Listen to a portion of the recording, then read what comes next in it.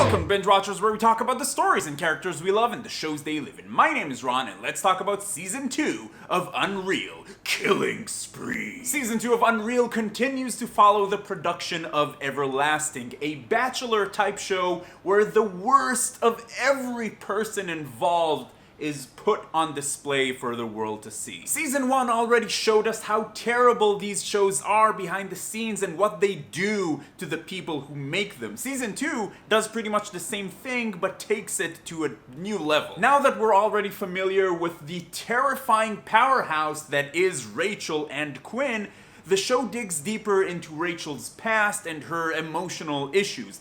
The show even does the same for Quinn, but less. And while we get to see more of these characters, not just Rachel and Quinn, but other characters as well, the main character of the show is still very much Everlasting. There are a few things going on this season. The network is making some unexpected changes to the show that Quinn and Rachel have to deal with.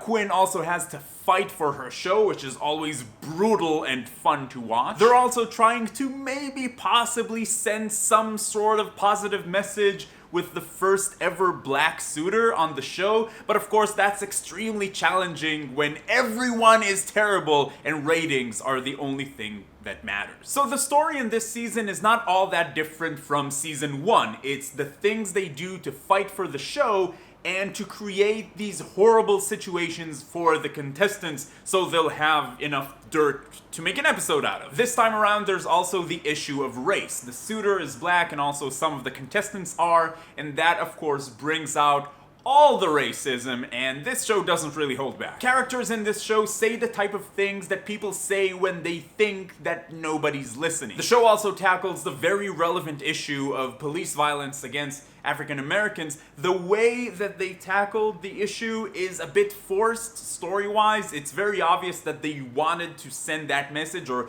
they wanted to discuss this issue, and they had to kind of shoehorn it into the story, but I still thought it was impressive and important. This is obviously not a show for everyone. It's very much a drama, and a dialogue-driven drama at that. Everyone's constantly talking at 100 miles per hour, or, you know, like 160 kilometers per hour. But if you watched season 1, you already know all of this. The story in season 1 was pretty dark, probably more than you would have expected when you walked into this show. The story in season 2 is even darker, but sometimes to the point where it's a bit too much or feels a little too far-fetched.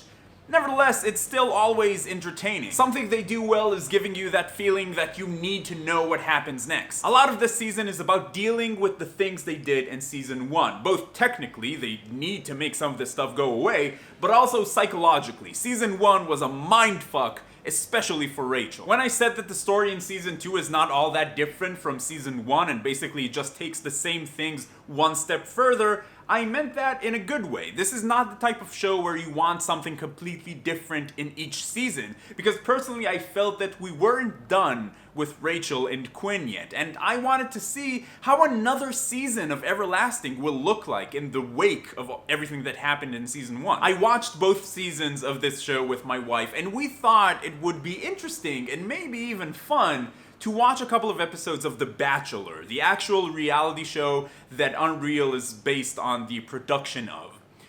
It was like watching a building burn or a car crash. You know that everything about it is horrible and the worst, but you can't look away. Everyone on that show are like empty husks. They're all so dead inside. I want to say that we won't watch any more episodes of The Bachelor, but I really can't make that promise.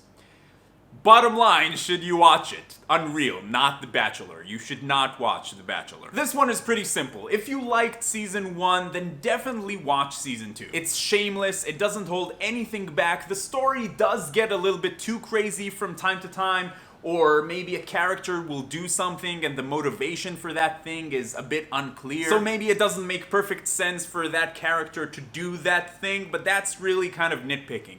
If you haven't watched this show at all, and you're interested to know what possibly goes down behind the cesspool of human darkness that is The Bachelor, then check this show out. What about you? Have you watched season 2 of UnReal? Have you watched any season of The Bachelor? Let me know all your thoughts down there in the comments. If you're gonna be talking about spoilers, please use spoiler tags in your comments. If you like this video, please give it a thumbs up, it really helps out a lot. And if you're finding binge watchers for the first time, welcome! I'd like to invite you to join the binge watchers community. Come talk about TV with us, it's a lot of fun. Subscribe to the channel.